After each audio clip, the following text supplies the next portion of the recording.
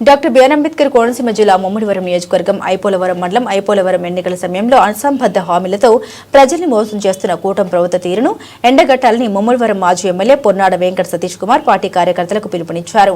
ఐపోలవరం కేశనకూరు కళ్యాణ మండపంలో మండల వైఎస్సార్ పార్టీ అధ్యక్షుడు పిన్నమనేని శ్రీనివాసరాజు అధ్యక్షతన నిర్వహించిన బాబు షూరిటీ మోసం గ్యారంటీ కార్యక్రమం నిర్వహించారు.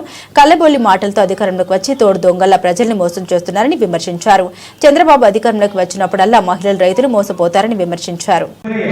మరి జగన్మోహన్ రెడ్డి గారు ముఖ్యమంత్రి చేసుకోవాల్సిన ఆవశ్యకత ఎంత ఉంది కనుక మరి ప్రజలకి మరి పేద ప్రజలకి సంక్షేమం ఉండాలంటే ఖచ్చితంగా ఇలా ఆరోగ్యశ్రీ ఉందంటే మొత్తం సర్వనాశనం అయిపోయింది.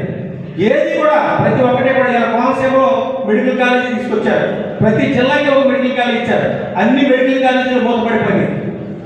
మరి ఇందాక సోదరులు చాలా మంది చెప్పడం కరెక్ట్ కాదు. ఇలా గ్రామ స్థాయిలో స్కూల్స్లో మరి ఇంగ్లీష్ మీడియం అనేది కూడా పూర్తిగా తీసేయడం జరిగింది. మరి చాలా దురదృష్టం. ప్రతి వైఎస్ఆర్ కుటుంబ సభ్యుడి పేరు పేరున మరి ఇంత టైం అయినా కానీ వెచ్చించి మీరు ఉన్నందుకు నాకు చాలా మీ అందరికీ కూడా ప్రణాళిక తెలియజేసుకుంటూ మరి మనం ఇప్పుడే ప్రారంభిస్తున్నటువంటి మన నియోజకవర్గ కోఆర్డినేటర్ మరి పట్టణ తీసుకున్నారు ఈ కార్యక్రమాలు చేస్తున్నారు. కానీ మన తెలంగాణ బాలకృష్ణ గారు జనాల్లోకి రావాలని చెప్పేసి ఆయన 2019 నుంచి వరకు కూడా ప్రజల దగ్గరే ఉన్నారు తప్ప ఏ పార్టీకి కూడా దగ్గర. కానీ ఆయన పార్టీ అధ్యక్షుడు ఏ పదవి ఇచ్చినా ప్రజల్లో నుంచి వచ్చే పదవు అవునా కాకపోయినా ఆయన మంచి పొజిషన్లో జగన్మోహన్ రెడ్డి గారు నిలబెడతారని ఈ సందర్భంగా తెలియజేసుకుంటూ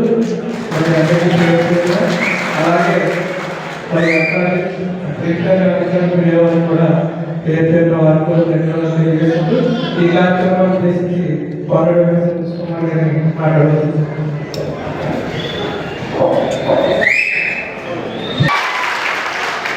నాకు తెలిసి ఈ దేశంలో ఒక పార్టీ ఎంత ఘోరమైన ఓటమి చూసిన తర్వాత ఎంత స్పీడ్గా పుంజుకున్నటువంటి పార్టీ నాకు తెలిసి భారతదేశంలో ఎక్కడ లేదు.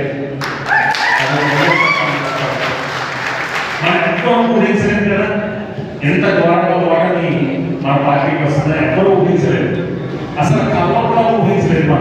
మనందరం మోకాలు చెప్పులు అయిపోయాక గడప గడపకి మన ప్రభుత్వం అని చెప్పి తిరిగినప్పుడు ఎక్కడికి వెళ్ళినా సరే ఈ వ్యక్తి వచ్చింది అంటే జగన్బాబు గారు, నాకు పెన్షన్ వచ్చిందంటే జగన్బాబు గారే, జగన్ గారి వల్లే నా బిడ్డను చదివించుకుంటున్నాను, జగన్ గారి వల్లే ఈ ఆరోగ్యం బాగు చేయించుకున్నాను, లేకపోతే జగన్ గారి వల్లే నాకు ఇంటి స్థానం వచ్చిందని చెప్పి ఎంతో అర్థమానంగా మాట్లాడారు.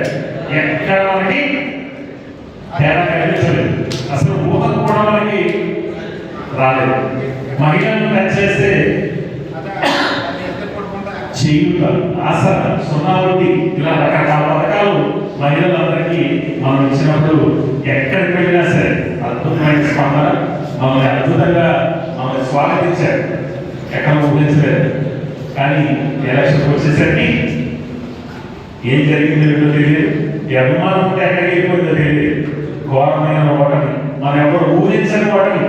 10,000తో మనం నెగ్గుదామని ధైర్యంతో జగన్ గారి ప్రభుత్వంపై బాగుండు అని చెప్పి వాళ్ళు మాట్లాడుకుంటున్నారంటే వాళ్ళ ఖచ్చితంగా రేపు రాబోయే రోజు మనదే దానిపైనటువంటి దేవుడు. వాళ్ళ జగన్ గారు ఏదైతే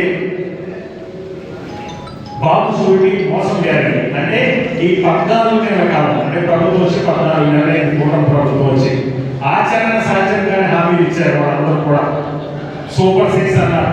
ఇక అందరికీ తెలుసుగా ఇంటికి వెళ్ళి సూపర్ 6 పథకాల ద్వారా సంవత్సరానికి ఒక కుటుంబానికి ఎంత మేలు జరుగుతుందనేది కూడా వాళ్ళు కూటమి నాయకులందరూ కూడా సంతకాలు పెట్టి ప్రతి ఇంటికి ఇచ్చారంట. నాకు తెలియదు, నాకు మొహమే తెలిసింది. మేము మన ఓటర్స్ కొన్ని కారణాలు అనుకున్నాం. మేము అనుకున్న అంటే ఎలక్షన్ అయిపోయిన తర్వాత మేమందరం కూడా అంటే ఏదైతే ఎమ్మెల్యే స్థాయి కానీ మంత్రి స్థాయి ఓడిపోయిన వాళ్ళందరూ చూసినప్పుడు మనం ఆ మధ్యమంలో ఓడిపోయాం.